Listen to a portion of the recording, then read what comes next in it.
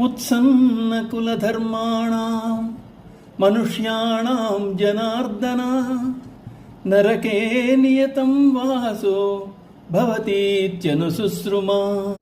జనార్దన, కులధర్మం తప్పిన వారికి కలకాలం నరక ప్రాప్తి తప్పదని అంటారు. కులధర్మం జాతి ధర్మం నశిస్తే కుంభీపాక రౌరవాది నరకములు ప్రాప్తిస్తాయి. దీర్ఘకాలం యమయాతనలు అనుభవించవలసి వస్తుంది. అందుచేత కులనాశముకు ఒడిగట్టరాదని అర్జునుడు తన అభిప్రాయాన్ని వ్యక్తం చేస్తున్నాడు. అహోబత మహత్పాపం కర్తుం వ్యవసితా వయం యద్రాజ్య సుఖలోభేన హంతుం స్వజనముజ్యతా.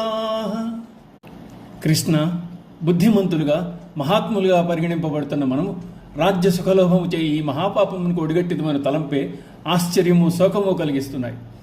ఇంతటి పాపకర్మను ఆచరించుట ఉచితము కాదు అని అర్జునుడు యుద్ధము చేయటందు తన విముఖతను పరమాత్మకు తెలియజేశాడు. యది మామ ప్రతీకారం అశస్త్రం శస్త్రపాణయః ధార్తరాష్ట్రారణే హన్యుత్ తన్మే క్షేమతరం భవే.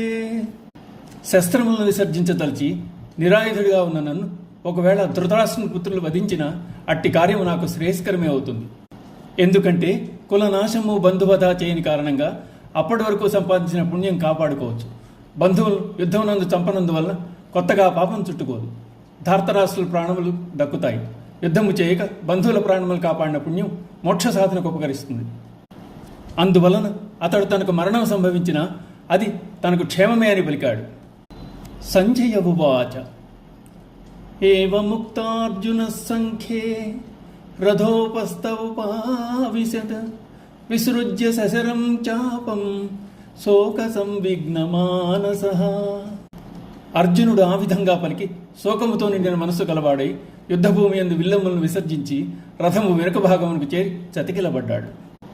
ప్రాపంచిక సుఖములందు విరక్తుడైన అట్టి అర్జునుడికు శ్రీకృష్ణ పరమాత్మ జ్ఞానోపదేశము చేయ సంకల్పించాడు. అలా అర్జునుని విషాదం విషాదయోగంగా పరివర్తన చెందింది. ఆ విధంగా ధర్మము కొరకు దైవము కొరకు పరితాపం చెందుటే యోగం. అదే అర్జున విషాద యోగం. విషయభోగములందు విరక్తి, ధర్మమునందు ఆసక్తి అనేవి మోక్షమునకు సోపానములు. అర్జునుల్లో ధర్మమునందు అనురక్తి, దైవమునందు భక్తి రెండూ మెండుగా ఉన్నాయి. అందువలననే శ్రీకృష్ణ భగవానుడు గీతోపదేశం చేయడానికి వేదికను సిద్ధం చేశాడు. ఒక్క అర్జునునికే కాదు, విషయభోగములందు ఆసక్తి వదిలి ధర్మ మార్గం నడుచు వారికి ఎవ్వరికైనా పరమశాంతి దైవానుగ్రహం తప్పక లభించవలనని విజ్ఞులవోవాచ. అర్జున విషాదయోగో నామ ప్రథమోధ్యాయ. నమో వాసుదేవాయ.